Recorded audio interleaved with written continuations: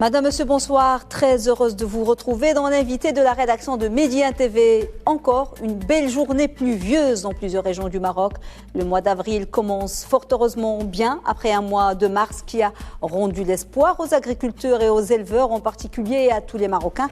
De façon générale, après un hiver marqué cette année par un grave déficit précipitation. Alors, tout n'est-il pas complètement perdu? Qu'est-ce qui peut être sauvé dans cette saison agricole? Pour quelle culture ou domaine ces pluies tardives sont-elles les plus bénéfiques? Sommes-nous face à un changement de cycle des précipitations, conséquence logique des changements climatiques que subit notre planète? Comment faut-il s'y adapter? Pour répondre à toutes ces questions et à bien d'autres encore, nous avons le plaisir de recevoir ce soir sur notre plateau Monsieur Larbi Zegdouni, agroéconomiste, ruraliste, ancien professeur à l'Institut agronomique et vétérinaire Hassan II. Monsieur Zegdouni, bonsoir et merci beaucoup d'être avec nous. Merci pour l'invitation. C'est toujours un plaisir d'échanger avec vous. Merci Monsieur Zegdouni. Alors, tout le monde s'est réjoui des dernières précipitations, celles du mois de mars qui sont venues atténuer un petit peu la gravité de la sécheresse qui a sévi cette année, qui était sans précédent et il y avait une sécheresse qui se profilait à l'horizon.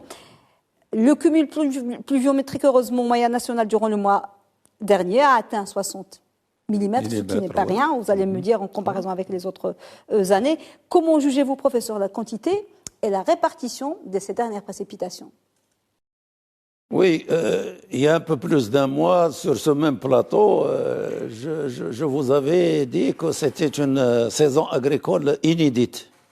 Et j'avais expliqué qu'est-ce qui faisait que cette saison était inédite, à la fois par le manque de précipitations de pluie, l'état des ressources souterraines en eau qui ont été épuisées au fil du temps, de l'état des réserves des barrages, de la dimension démographique qui n'a rien à voir avec...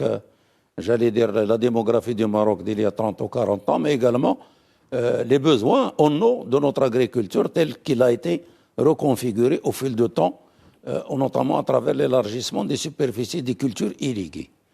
Aujourd'hui, je peux encore ajouter que nous avons encore, j'allais dire, une autre dimension de caractère inédit de cette campagne agricole, c'est les précipitations que notre pays, heureusement, et grâce à Dieu, nous avons eu tout le mois de septembre, de mars, et qui continue d'ailleurs, et j'espère qu'ils vont continuer, du moins pour le mois d'avril. En moyenne, les quantités de pluie qu'on a reçues sur le mois de mars sont de loin supérieures à la moyenne du mois de mars des 30 dernières années. C'est encore quelque chose d'inédit. Et donc, on ne peut rendre grâce à Dieu pour l'abondance de ces précipitations, lesquelles, évidemment, ont eu un impact immédiat, d'abord, au niveau global, pas seulement au milieu agricole et rural, c'est au niveau de toute la société marocaine. Ils ont eu un effet bénéfique énorme sur le plan psychologique. Même les mines des gens, qu'elles soient en ville ou à la campagne, ont changé. Donc, ça, on ne peut pas négliger l'impact psychologique de la pluviométrie dans notre pays et dans notre culture agricole et rurale. La sécheresse, la spéculation. Absolument. Sinon, en termes d'amélioration des réserves en eau, bien entendu, qui se sont légèrement améliorées, pas beaucoup, au niveau des barrages. Oui. Les nappes, on peut dire que ça a eu un effet bénéfique indirect sur les nappes dans la mesure où, avec les pluies abondantes du mois de mars, le pompage va être considérablement réduit. C'est-à-dire le pompage sur la nappe phréatique. Oui, j'allais y arriver justement voilà. Parce que les barrages, il y a encore un mois et demi, étaient à des niveaux vraiment... c'était pratiquement du jamais vu. Exact. C'était très très faible. Est-ce que maintenant, elles se sont stabilisées à la suite de cette pluie? Exact. On va pas dire... Ils se sont stabilisés autour de 33. J'ai consulté les données du ministère de l'eau, de l'équipe du département de l'eau ce matin, au niveau du site officiel. Le 2 du mois d'avril, c'est-à-dire il y a 2 jours, le taux de remplissage des barrages à l'échelle nationale, tous barrages confondus, était autour de 33,5%. Alors qu'il était, il n'y a pas longtemps, en dessous de 33. Donc on peut dire qu'il est stabilisé, et j'ajouterai même la nappe. Il a des chances qu'elle soit stabilisée du fait que l'avènement de ces précipitations D'ailleurs, important que j'ai oublié de mentionner, c'est des précipitations qui ont couvert quasiment toutes les régions du pays. Donc, ils ont une étendue très large, Oui. ce qui fait que, globalement, on peut dire que dans l'immédiat, ces pluies importantes au mois de mars nous permettent de dire que les ressources en eau disponibles au niveau des barrages et au niveau des nappes phréatiques sont préservées pour l'instant. Il y a eu les précipitations, mais il y a eu aussi les chutes de neige Absolument. aussi qui ont été tardives Absolument. sur les hauteurs. Ce sont des ressources non négligeables. Absolument, exactement, sauf que la fonte des neiges demande du temps. Et il y a une partie de l'écolement qui va s'infiltrer dans le sol, parce qu'il ne faut pas oublier que durant les mois de l'hiver, pratiquement, il n'y avait pas de pluie, mais il faisait chaud, relativement chaud. Donc les sols étaient asséchés. Donc il y a une bonne partie des eaux, aussi bien des fontes des neiges que des pluies, qui vont être absorbées par les sols qui étaient dans un état de sec, assez marqué. Ce qui fait que le ruissellement et l'infiltration ne vont pas être considérables au début. Ils vont le devenir avec le temps, et espérant que le mois d'avril va être aussi pluvieux que le mois de mars. Nous l'espérons. Alors, professeur Zegdouni, quel est l'impact de ces dernières pluies sur la saison céréalière, agricole, qu'on croyait totalement perdue? Elles sont arrivées, ce sont des pluies tardives. Ces cultures peuvent-elles encore être sauvées? Les cultures bourses, c'est peut-être trop tard. Oui. Mais pour les cultures irriguées, est-ce que c'est rattrapable? D'abord, il faut rappeler que lorsqu'on parle au Maroc de céréales, ce qu'on appelle les céréales d'automne. Il y a 3 grandes céréales d'automne, que sont le blé dur, le blé tendre et l'orge, qui occupent en gros autour de 4 à 4,5 millions d'hectares en moyenne sur les 9 millions d'hectares de superficie agricole utile du pays, c'est-à-dire autour de 45 à 50% de la superficie. Ces céréales, comme leur nom l'indique, sont installées vers le mois de septembre-octobre et en principe, ils sont récoltés à partir du mois de mai, en gros. Donc, c'est des cultures qu'on a installées. Et ce qui est remarquable, là aussi, un caractère inédit de cette campagne, c'est qu'on a eu la conjugaison de 2 sécheresses, au sens agronomique du terme. Il y a une sécheresse en début de cycle, parce que les semis ont été opérés alors que juste après, il n'a pas plu assez. Et puis, la deuxième sécheresse, au moment où les cultures devaient s'accroître. Oui. Parce que là, il faut distinguer entre croissance et développement. La croissance, c'est quand la hauteur de végétation des plantes augmente. Le développement, c'est quand les autres organes de reproduction et de production se développent, la floraison, la nouée, etc. Et donc, qu'est-ce qui fait? La conjugaison de ces 2 sécheresses a fait que ces cultures se sont trouvées soumises à un déficit en eau sévère, doublé de température élevée par rapport à la normale. Ce qui fait que, et ça a pris du temps, jusqu'au mois de mars, donc les cultures se sont développées sans s'accroître. Donc la hauteur de végétation aujourd'hui d'une bonne partie des céréales d'automne est très basse, ce qui rend difficile leur récolte, pour ne pas dire impossible, ni arrachage manuel, n'tchafa, qu'on appelle n'tchafa, ni fauchage à la faucille, بالمنجل, ni, et encore moins avec mécanisation telle que la moissonneuse batteuse. Ce qui fait, les céréales globalement ont été largement entamées. Sauf que, avec la diversité, ça c'est une question importante, la diversité des agrosystèmes et des agroécologies du Maroc a fait que cette sécheresse sévère, couplée avec l'avènement de ces pluies du mois de mars, a révélé des différenciations importantes entre les différents territoires.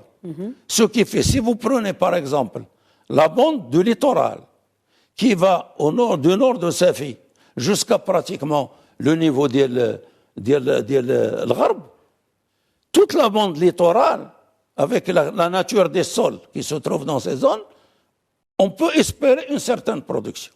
Parce que c'est des zones qui bénéficient de l'influence océanique, de l'humidité. Nous avons une autre région qui tient le coup, c'est le nord, toute la partie nord. Sauf qu'on sait bien qu'il n'y a pas de grande surface. C'est ce que j'allais dire, ça ne représente pas absolument. En termes de pourcentage. Mais il y a d'autres à l'intérieur, si on prend le cas de la plaine de Seis, il présente des signes satisfaisant, où il y aurait autour de 30 à 40% des superficies entre l'orge, le blé dur et l'avoine, qui est une culture fourragère, etc. Toujours est-il que si je me réfère à la dernière déclaration du ministre de l'Agriculture, c'est Mohamed Sadiqi, quand il a dit, lors d'une réunion officielle avec les professionnels du secteur, qu'en gros, au vu des précipitations qu'on a reçues, il y aurait autour de 1 million d'hectares de céréales qui pourraient être préservés. En saison normale, si je souscris à cette déclaration, et en partant du rendement moyen, le rendement moyen des céréales, au Maroc, sur une longue période, il tourne autour de 20-25. Je prends même les 25, en tout et pour tout, on ne pourra espérer que la production de 25 millions de gâteaux. L'année dernière, on avait 102 millions de gâteaux. Mais les petits et moyens agriculteurs se plaignent parce que pour beaucoup, la saison céréalière est perdue. Ils ont oublié, donc ils ont transformé leur terre en pâturage. Mais pas seulement. En tous les cas, cette conjoncture du mois de mars, après une sécheresse sévère, nous a révélé aussi des résultats intéressants. Un, au niveau des céréales d'automne, les informations que j'ai pu collecter à travers mes contacts dans différentes régions du pays montrent quoi? Ils montrent qu'il y a une différenciation. Le blé dur, c'est l'orge, qui est la céréale rustique connue traditionnellement au Maroc. C'est l'orge qui a résisté le mieux, suivi du blé dur, de l'avoine et le blé tendre l'an dernier. C'est déjà ça qui nous éclaire sur... Il y a des conséquences à tirer, des leçons à tirer. Absolument. Alors, quel est l'impact, professeur, des pluies? Juste pour terminer, sur cet aspect de différenciation. Les semis directs ont mieux réagi à cette conjoncture que les semis conventionnels. Aussi, il faut le dire. Il y a un programme porté par le ministère qui semble traduire des résultats probants. C'est celui de semis directs. Et ça s'est révélé dans différentes régions du Maroc. Alors, la situation est peut-être beaucoup plus rassurante pour l'arboriculture, les arbres fruitiers, sur les parcours d'élevage, bien sûr. Bien entendu, ces pluies, évidemment, traditionnellement, quoique les choses ont beaucoup changé malheureusement, traditionnellement, l'essentiel de notre agriculture, de nos activités de production agricole végétale, mis à part l'arboriculture, était raisonné sur 2 grandes saisons. Nous avons, d'ailleurs même aujourd'hui, on continue à le dire, nous avons les cultures d'automne, c'est-à-dire au début de campagne agricole, les céréales, les 3, mais il y avait aussi les légumineuses, notamment la fève. Et il y avait les cultures de printemps, dont le maïs, qui a quasiment disparu. J'entends le maïs en pluvial, en bourg, qui a quasiment, aujourd'hui encore, du maïs fourragé, en irrigué, mais le maïs qui se pratiquait jusqu'à l'Isoïde 200 au-dessus de Ouad Marbe, du côté de la Chaouia, il a quasiment disparu. Et ça montait avec le sorgho jusqu'aux provinces du Nord. Ces cultures traditionnelles de printemps ont quasiment disparu. Il reste quelques légumineuses, notamment le pois chiche. Le pois chiche est en train de faire une montée en puissance cette année, avec le tournesol comme culture de printemps également. Et donc là, il y a des possibilités de tirer profit des cultures de printemps, dont les légumineuses, ce qu'on appelle les légumineuses alimentaires à graines, telles que le pois chiche. Il y a les cultures de printemps oléagineuses, c'est le cas du tournesol et du colza, qui se présentent sous de bons auspices. Évidemment, l'arboriculture fruitière va beaucoup bénéficier de ces pluies. Et il y a évidemment, les parcours. Et à travers les parcours, c'est l'élevage qui souffre. On a vu les prix exorbitants qu'a atteint les aliments.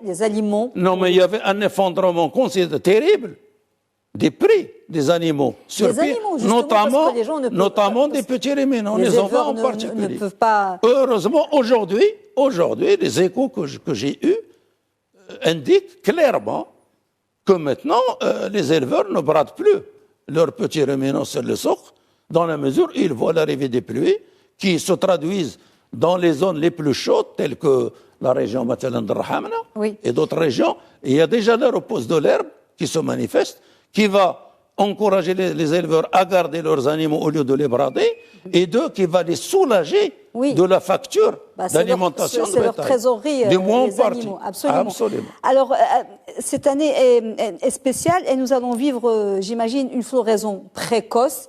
Ce que vous appelez dans votre jargon, professeur, le changement du cycle phénologique. Exact. Qu'est-ce que cela veut dire Exact. et quels sont les risques que comporte un tel phénomène? Absolument. D'abord, c'est un phénomène dont les incidences diffèrent selon les espèces, selon les cultures. Les effets ne sont pas les mêmes sur les céréales ou sur les légumineuses ou sur l'arboriculture fruitière ou sur la végétation naturelle, tout court, dans les prairies, dans les parcours. Et donc là, qu'est-ce qui s'est passé? Je l'ai dit tout à l'heure, c'est que pendant la période de croissance des cultures, il n'y avait pas d'eau et les températures étaient élevées. Donc les cultures ne se sont pas développées, mais ne se sont pas accrues en hauteur, mais ils se sont développés en développant les organes, j'allais dire les bases de la production, de la récolte. Oui. Eh bien, qu'est-ce qui s'est fait aujourd'hui? Vous trouvez des champs très courts avec des épis au ras du sol. Les épis sont là, les graines ont commencé à se former. Et donc, ce qu'on pourrait craindre, c'est que dans ces conditions-là, quand vous avez une floraison précoce, il y a le risque de chute de température. S'il y a une chute de température sous l'effet d'un enneigement ou quelque chose comme ça, ça affecte les fleurs, ça affecte la production. Et donc, ça peut impacter les rendements. Mais sur le cas des céréales, si jamais, avec le peu de céréales qu'on a, s'il y a de la grêle qui tombe, il y a risque d'affecter le peu d'espoir que nous avons de la production céréalière en graines. Oui. Ajoutez à cela un autre fléau qui risque de se manifester, c'est du fait que, j'allais dire, la réduction du nombre de parcelles de champs où il y aurait une production céréalière, alors que le grand est perdu. Il a même été pâturé, comme vous l'avez à juste titre rappelé, par les animaux. Le peu de champs des céréales éparpillés par ça, qui sont de nature à produire, à dégager une récolte, ils vont être fortement exposés à l'attaque des moineaux, des oiseaux. Oui, vous avez parlé de céréales et ça nous amène à parler, professeur, de ces changements climatiques que nous sommes en train maintenant de voir du visu. Ce n'est plus l'affaire des chercheurs, là, nous le constatons. Est-ce qu'il ne faudrait pas revoir le cycle des périodes adéquates pour semer, revoir les techniques de culture, revoir le type même de culture et voir même notre stratégie alimentaire qui était basée jusque-là sur les céréales? Est-ce qu'on doit revoir tout cela? Exact. Dans un autre tiers, je crois même ici sur ce plateau, j'avais appelé carrément à une révision de notre modèle agricole. Réinventer un autre modèle de développement de notre agriculture qui doit prendre en considération les changements profonds que nous sommes en train de subir, notamment sur le plan climatique, mais pas seulement sur le plan climatique. Et l'autre aspect, c'est la montée en puissance de la question vitale de l'eau et des ressources en eau. Et donc, je crois que tous les paramètres, tous les clignotants, tous les indicateurs nous incitent à faire une pause pour nous interroger sur que devrait-on produire à l'avenir pour assurer notre sécurité, notre souveraineté alimentaire. A-t-on besoin de continuer à consommer ce que nous consommons aujourd'hui? Il me semble, évidemment, c'est des changements de longue haleine qui ne se décrètent pas à court terme, les résultats ne vont pas se manifester dans 1 an, 10 ans. Je pense qu'il est temps pour notre pays de réfléchir à l'horizon d'une génération, 30, 40 prochaines années, sur quel devrait être notre modèle de consommation. Surtout qu'il y a des alternatives qui ne sont pas exploitées et que d'autres pays avec moins de ressources, moins de terres... Et cette projection, cette réflexion, puis cette projection sur un futur modèle de consommation humaine viable, durable, devrait être initiée dès aujourd'hui à travers de l'éducation des enfants, de manière à les préparer à l'avenir à changer de modèle de consommation, évidemment. Mais sinon, dans l'immédiat, évidemment, les changements que nous sommes en train d'observer nous incitent, première chose, à mon avis, à doter notre pays d'un véritable observatoire du suivi de la conjoncture agroclimatique. La preuve, je vous ai donné tout à l'heure, il y a des différenciations énormes au niveau de ce qui se déroule aujourd'hui. On ne peut pas dire la même chose partout. Et donc, on a besoin de territorialiser nos outils de recherche, nos structures de recherche et nos modes de réflexion de manière à dire, désormais, dans les zones de montagne, voilà le modèle qu'on devrait appuyer. Aujourd'hui, on manque de ça. Surtout que ces changements vont aller crescendo, ces changements climatiques, leurs manifestations, on va les voir de plus en plus dans les années à venir. Vous avez parlé, c'est le dernier axe, malheureusement, le temps passe vite. À moyen terme, ce qu'il faut faire. À court terme, comment peut-on redynamiser l'actuelle campagne agricole, qui a plutôt mal démarré? Il y a eu, au mois de février dernier, le fonds débloqué sur ordre de Sa Majesté Mohamed VI dans le cadre du plan d'urgence anti-sécheresse. Mais quelles autres mesures pourraient être prises, à votre avis, professeur, surtout que là, on se projette dans la prochaine saison agricole? Oui. Juste un complément sur l'idée d'observatoire. Je rappelle qu'à la suite des années de sécheresse des années 80, on avait initié, sous la direction de feu Paul Pascan et avec l'Institut national de la recherche à l'époque, agronomique et l'Institut agronomique Hassan II, la réflexion pour la mise en place de ce qu'on avait appelé centre de conjoncture. Et on avait commencé dans les zones arides et semi-arides en le positionnant au sein du centre de la recherche agronomique de Stade. Malheureusement, ce projet n'a pas été continué comme il le fallait. De même, la sécheresse des années 2000 nous a amené à réfléchir au niveau du ministère de l'Agriculture à créer un observatoire de la sécheresse qui a été institué au sein de l'Institut, mais qui n'a pas vu le jour, qui n'a pas été soutenu pour. Tout ça pour dire, on ne peut développer un pays si on n'investit pas suffisamment sur les recherches, sur la recherche dans tous les secteurs, dans tous les domaines. Et il se trouve aujourd'hui que nous avons eu un foisonnement de structures d'enseignement supérieur et de recherche qui manquent toutes pratiquement de ressources humaines suffisantes et qui manquent de déploiement territorial, sauf peut-être les structures de l'INRA. Je crois qu'il est utile pour notre pays, pour ne pas dire nécessaire, à ce qu'on mutualise les efforts des différents intervenants en matière de recherche de manière à développer des pôles d'excellence qui soient territorialisés, régionalisés, de manière à adapter les politiques publiques. Cela devient, Et pour votre question, évidemment, le programme qui a été lancé pour réduire les effets de ce qui a été appelé retard des pluies a été mis en œuvre, il est en cours, il ne se déroule pas sans difficulté, c'est tout à fait normal. Et je crois que l'une des difficultés qui entrave une exécution satisfaisante de ce, c'est le manque d'un registre de nos agriculteurs. Et pourtant, le ministère de l'Agriculture a réalisé en 2016, le recensement général de l'agriculture qui était destiné à établir le registre agricole. Si on avait le registre agricole validé, vérifié, etc., on aurait été beaucoup plus efficace. Donc, il y a ça. Deuxième chose, on va finir vite sur ça parce qu'on a beaucoup de temps. Pour redynamiser la campagne, je crois qu'il va falloir accompagner les agriculteurs et les éleveurs avec le peu de production qu'il va en termes de commercialisation. Et dernier point, l'enjeu, c'est celui de démarrage de la prochaine campagne agricole pour laquelle les agriculteurs devraient être accompagnés parce qu'ils auront manqué de stock, de semences, de financement, de trésorerie. Et l'eau, on fera avec ce qu'on aura. Merci beaucoup, professeur Zegdouni. On reviendra sûrement à ce sujet. Il y a beaucoup de choses encore à dire. Je vous remercie beaucoup pour votre éclairage. Je rappelle que vous êtes agroéconomiste et ruraliste, ancien professeur à l'Institut agronomique et vétérinaire Hassan II. Merci beaucoup, monsieur. Tout le plaisir. Madame, monsieur, merci beaucoup de nous avoir suivis. Bonne suite des programmes sur Média TV. Très belle suite des programmes. Très belle soirée.